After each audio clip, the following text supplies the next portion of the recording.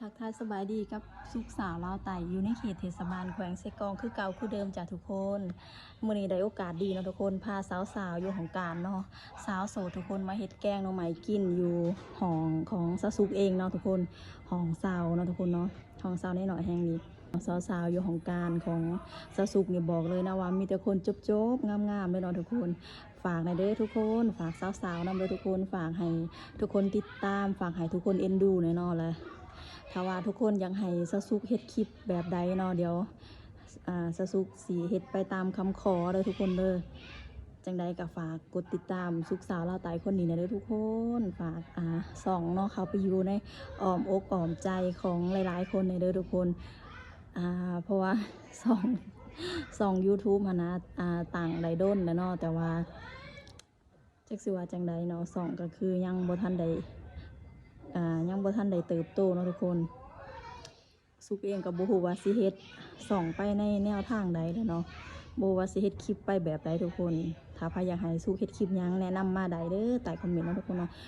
สุกจะเข้าไปอ่านทุกคอมเมนต์เลยนะทุกคนและจะเข้าไปตอบทุกคอมเมนต์เลยจ้าแต่ว่าตอนนี้รอสาวๆมาก่อนเนาะทุกคนเดี๋ยวเข้าไปเบิ่งกันเนาะ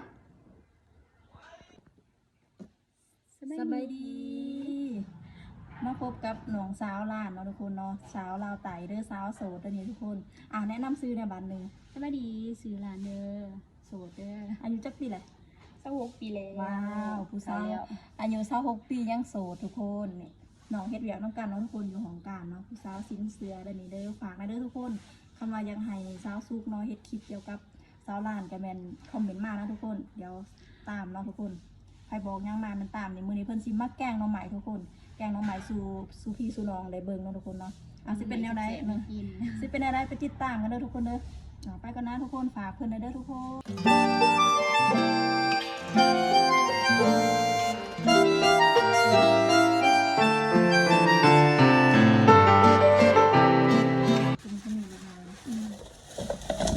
มาใหม่กันละใหญ่เล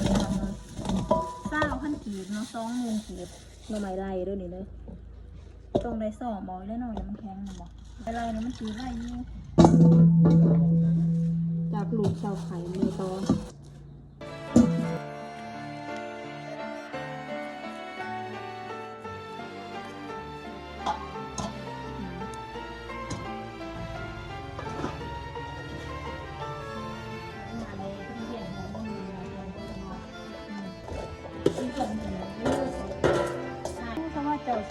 เครื่องเคียงที่สิใส่แกงหน่อไม้มือนี้แกงหน่อไม้หม้อใหญ่เนาะแบบจุกๆเลยจ้ะ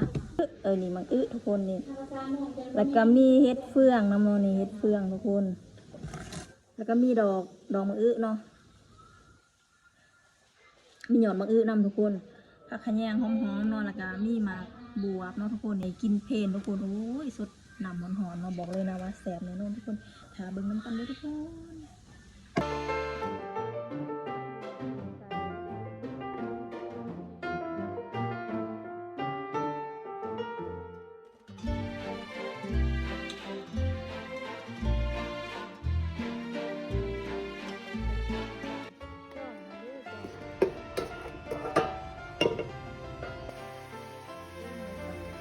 พิ้วหลัง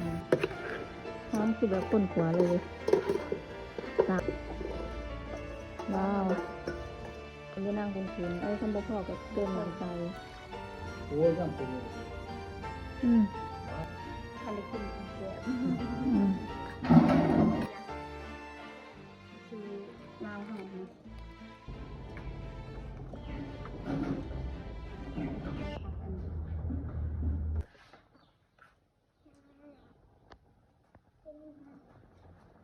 โดยแป๊บนึง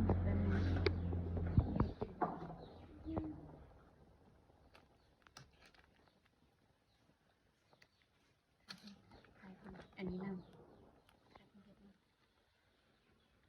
นี่ทุกคนใบอ่อนๆเนาะเอามากินกับแกงหน่อไม้โอ้ยอดงามแห้งทุกคนแต่ละเด้อพี่น้องแกงหน่อไม้เฮาเนาะแกงหน่อไม้ยั่วๆจ้ากินว่าสิกินตอนเพลนกลายเป็นกินตอนแรงเนาะอิ่มเขาแรงเลย นี่กินหน่อไม้กินแกงหน่อไม้กับสาวล้านเด้อแล้วก็สาวแพงเนาะโสดเบิดซองเด้อนี่เด้อ มาเด้อมากินแกงหน่อไม้เหมือนกันมาเด้อแกงหน่อไม้ยังไงจ้าเล่นจ้าลาดเด้อ ว้าว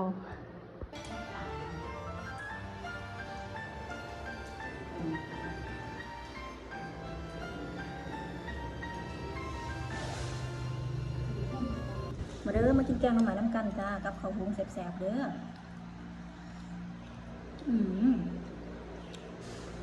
ถ้าอยากอันนั้นให้ซาซุเฮ็ดคลิปแบบใดก็คอมเมนต์มาได้เด้อทุกคน เดี๋ยวตามไปเนาะทุกคนเนาะแต่ว่าตอนนี้ขอกินข้าวก่อนเด้อทุกคนหิวแห้งมาก4 โมงไปก่อนแล้วนะทุกคนเดี๋ยวคลิปหน้าสิมาเฮ็ดคลิปกับสาวๆอยู่เนาะทุกคนเนาะไปก่อนแหละบ๊ายบายเด้อขอบใจหลายๆที่ติดตามนะครับส้ม